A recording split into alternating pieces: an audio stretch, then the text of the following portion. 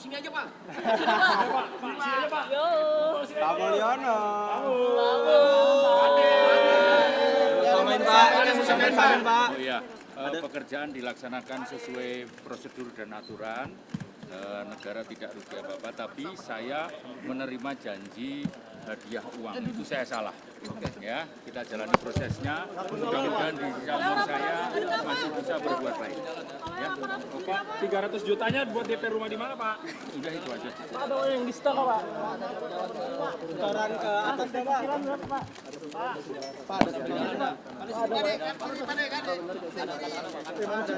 ada wayang yang di stok Pak?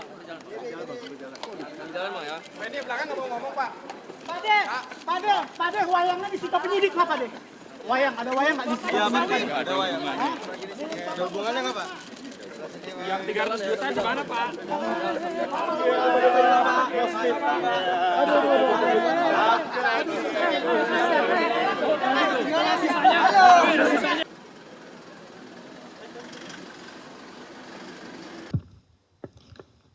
Bismillahirrahmanirrahim. Assalamualaikum warahmatullahi wabarakatuh. Selamat sore dan salam sejahtera bagi kita sekalian. Yang saya hormati Mas Jubir, yang saya hormati, saya cintai dan saya banggakan rekan-rekan jurnalis yang tidak pernah meninggalkan kami dan selalu setia membersamai kami dalam penanganan tindak pidana korupsi. Pada kegiatan sore hari ini, izinkan saya menyampaikan pointers terkait peristiwa tertangkap tangan terduga pelaku tindak pidana korupsi restitusi pajak di KPP Madya Banjarmasin. Pada hari ini, Kamis 5 Februari 2026, KPK akan menyampaikan informasi lengkap terkait dengan peristiwa tertangkap tangan para terduga pelaku tindak pidana korupsi terkait pengajuan restitusi pajak ya, di kantor pelayanan pajak KPP Banjarmasin, Kalimantan Selatan. Jadi restitusi itu adalah pengembalian kelebihan. Misalkan dalam 1 tahun berjalan, anggaplah di tahun 2025, nanti kan dibayarkan pajaknya. Bayarkan pajaknya, kemudian di akhir itu dilihat, nanti diperbandingkan nanti dengan produk yang dipajaknya. Apakah nilai pajaknya memang ada lebih bayar atau kurang bayar. Nah, kalau terjadi kelebihan bayar, maka akan dikembalikan atau diberikan restitusi. Adapun konstruksinya adalah sebagai berikut. Pada tahun 2024, PT BKB mengajukan permohonan restitusi pajak pertambahan nilai atau PPN untuk pajak 2024 dengan status lebih bayar. Pengajuan dimohon kepada KPP Madya Banjarmasin. Jadi di akhir tahun itu dilihat ya restitusinya, ternyata terjadi kelebihan bayar dari PT BKB ini. Atas permohonan restitusi tersebut, tim pemeriksa KPP Madya Banjarmasin melakukan pemeriksaan. Salah satunya yang beranggotakan saudara DJD. Dari pemeriksaan tersebut ditemukan nilai lebih bayar sebesar 49,47 miliar dengan koreksi fiskal sebesar 1,14 miliar sehingga restitusinya pajaknya menjadi 48,3 miliar. Selanjutnya pada November 2025, saudara MLY selaku Kepala KPP Madya Banjarmasin melakukan pertemuan dengan pihak PT BKB, yaitu saudara PNZ ya, selaku manajer keuangan PT BKB dan saudara ISY selaku direktur utama PT BKB. Jadi ada pertemuan di sini ya, di bulan November ada pertemuan dari pihak KPP ya dengan dari wajib pajak. Wajib pajaknya di sini adalah dari PT BKB ya, PNZ dengan ISY.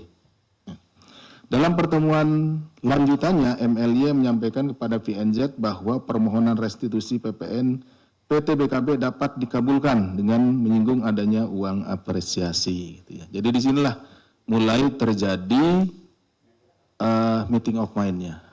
Pertemuan dua kepentingan, dua keinginan. Yang satu ingin supaya restitusi pajaknya dikabulkan, ya. Yang satu si yang mengabulkan, dalam hal ini pihak dari KPP Madianya menginginkan adanya uang apresiasi seperti itu. Jadi di sana pertemuannya ya, meeting of mind-nya. Kemudian PT BKB melalui VNZ menyepakati permintaan tersebut dengan besaran 1,5 miliar kepada MLY sebagai uang apresiasi dengan adanya uang sharing untuk VNZ. Ya, jadi setelah dihitung-hitung tadi kan ada 48,3 ya. Yang satu ingin restitusinya, yang satu tadi menginginkan uang apresiasi. Nah, kemudian disetujuilah, ya, setujui 1,5 miliar. Tetapi ya, dari pihak perusahaan juga ini di VNZ ini, secara pribadi dia minta bagian juga gitu, karena si VNZ ini adalah bagian keuangannya, atau manajer keuangan PT BKB. Pada bulan Desember 2025, KPP Madya Banjarmasin menerbitkan surat ketetapan pajak lebih bayar. Jadi itu untuk dibayar restitusi itu harus ada surat SKPLB, surat ketetapan pajak lebih bayar. Dan surat keputusan pengembalian kelebihan pembayaran pajak, SKP KPP, dengan nilai restitusi yang disetujui yaitu 48,3 miliar. Jadi setelah terbitnya surat ini, maka dari pihak keinginan pihak PT BKB ini sudah terpenuhi gitu. Karena tanpa terbitnya surat ini, maka nggak akan cair si uang restitusinya itu. Bahwa setelah restitusi dicairkan pada tanggal 22 Januari 2026 ke rekening PT BKB, DJD menghubungi staf VNJ untuk meminta bagian dari uang apresiasi yang disepakati, di mana uang tersebut dicairkan oleh PT BKB dengan menggunakan invoice fiktif. Ya, karena begini, maksudnya invoice fiktif ini begini. Tentunya setiap pengeluaran di perusahaan, ya perusahaan manapun, ini termasuk di perusahaan BKB ini, itu harus melalui pencatatan, ya pencatatan di pembukuannya tentunya. Tidak mungkin dia mengeluarkan uang 1,5 miliar dengan tulisan bahwa itu adalah untuk uang apresiasi. Seperti itu. Jadi dibuatlah invoice fiktif supaya uang tersebut bisa keluar. Misalkan untuk pembelian barang dan lain-lain gitu ya. Padahal barangnya tidak ada. Tidak ada pembelian itu, tidak ada transaksi itu. Tapi uangnya kemudian ditarik dan dikumpulkan. Setelah jumlahnya 1,5 miliar, nah nanti itulah yang akan diberikan sebagai uang apresiasi. Kemudian VNJ langsung menemui MLY, jadi setelah jumlahnya tadi 1,5 miliar ya, di sebuah restoran untuk membahas pembagian jatah uang apresiasi dan disepakati pembagiannya sebagai berikut. Saudara MLY, ini selaku Kepala KPP Banjarmasin sebesar 800 juta rupiah. Saudara DJD, ini anggotanya ya, anggotanya MLY sebesar 200 juta ya pemeriksanya ini. Kemudian saudara VNZ sebesar 500 juta rupiah ya. Bahwa kemudian VNZ bertemu dengan DJD untuk memberikan uang yang disepakati sebesar 200 juta. Namun PNJ meminta bagian sebesar 10% atau 20 juta. Sehingga DJD menerima bersih sebesar 180. Dan uang tersebut telah digunakan DJD untuk keperluan pribadinya. Jadi ada simbiosis ya, simbiosis mutualisme walaupun ini dalam konteks yang salah gitu ya. Ada saling menguntungkan di antara mereka, di antara si oknum KPP Banjarmasin ini dengan bagian keuangan di PT BKB. Jadi ada pembagian kembali. Ya kata si PNJ ini kan yang ngeluarin dari kalau tadi yang MLY dengan DJD yang mengeluarkan surat SKP PLB dan SKP KPP ini mereka. Tapi yang mengeluarkan uang 1,5 miliar dari kas perusahaan adalah PNJ gitu ya. Jadi mereka saling di sana ada perannya masing-masing gitu. Sehingga si PNJ ini minta juga bagian dari si DJD maupun dari MLY. Sementara kepada MLY, PNJ memberikan uang 800 juta yang dibungkus dalam kardus di area parkir salah satu hotel di Banjarmasin. Kemudian MLY membawa uang tersebut untuk dititipkan kepada orang kepercayaannya di salah satu tempat waralaba miliknya. Dari 800 juta yang diterima MLY, kemudian saudara MLY kemudian menggunakan untuk pembayaran DP rumah 300 juta dan 500 juta sisanya masih disimpan oleh orang kepercayaannya. Nanti rekan-rekan akan saksikan. Sementara terhadap sisa 500 juta dari uang apresiasi tersebut disimpan oleh PNJ untuk dirinya sendiri. Dalam peristiwa tertangkap tangan ini, KPK mendapatkan informasi bahwa saudara MLY juga diduga menjadi komisaris di beberapa perusahaan. Jadi rangkap jabatan yang bersangkutan walaupun sebenarnya untuk jabatan resminya adalah sebagai Kepala KPP Banjarmasin.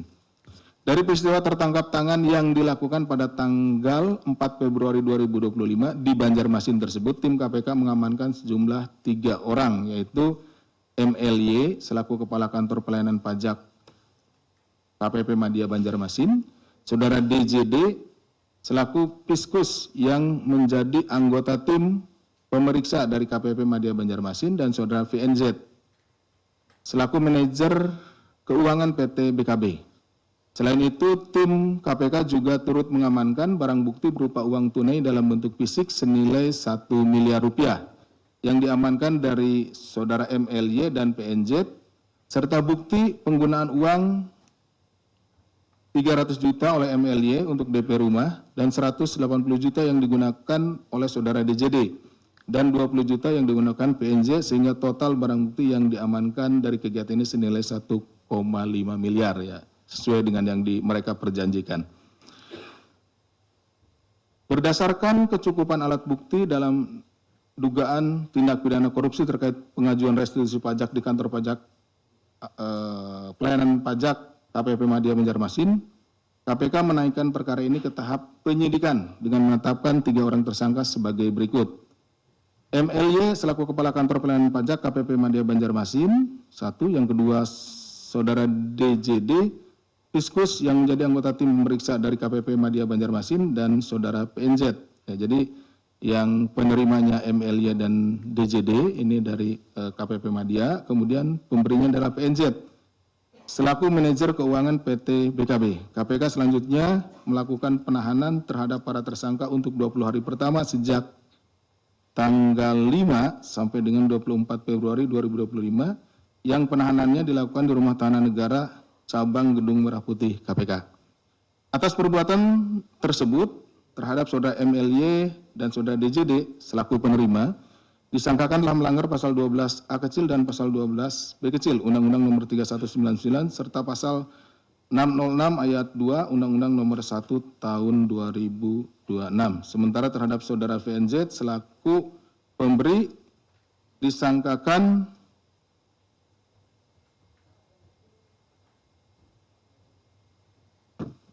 telah melanggar pasal 605 dan pasal 606 ayat 1. Ini mungkin KUHP yang baru ya, Undang-Undang Nomor 1 Tahun 2023. Ya, di Undang-Undang Nomor 1 Tahun 2003. Jadi saya ulangi lagi, atas perbuatan terhadap saudara MLY dan saudara DJD selaku penerima disangkakan telah melanggar pasal 12 huruf A dan pasal 12 huruf B Undang-Undang Nomor 31 Tahun 99 serta pasal 606 ayat 2 dan Undang-Undang Nomor 1 Tahun 2023. Sementara terhadap saudara PNZ selaku pemberi disangkakan telah melanggar pasal 605 dan pasal 606 ya ayat 1. Ini kan ada KUHP baru ya, ke Undang-Undang Nomor 1 Tahun 2023, sehingga beberapa pasal dari Undang-Undang 3199/2001 itu ditarik. Ya, ada pasal 2, pasal 3, pasal 5, pasal 11 dan pasal 13. Ditarik ke pasal 603, 604, 605 dan 606. Jadi rekan-rekan bisa nanti lihat di paling belakang ya, di KUHP baru Undang-Undang Nomor 1 Tahun 2023. Dalam kesempatan ini KPK menyampaikan apresiasi dan terima kasih kepada seluruh pihak yang telah mendukung serta berkontribusi dalam peristiwa tertangkap tangan ini, khususnya kepada para pihak yang telah menyampaikan laporan pengaduan. Karena kami sampaikan di sini bahwa keberhasilan dari tertangkap tangan ini adalah adanya laporan dari masyarakat. Tentunya masyarakat memberikan informasi kepada kami dan tim dari KPK menindaklanjuti sehingga kita bersama-sama bisa memberantas perkara korupsi. Selain dari itu, izinkan kami menyampaikan bahwa terungkapnya dugaan tindak pidana korupsi dalam proses restitusi pajak menjadi pintu masuk bagi KPK untuk menelusuri kemungkinan adanya praktik serupa terhadap wajib pajak maupun jenis pajak lainnya. Ya, jadi tentunya ini tidak akan berhenti sampai di sini karena kami melihat kita juga beberapa waktu yang lalu ya ada di KPP Jakarta Utara ya, kemudian ini di KPP Banjarmasin.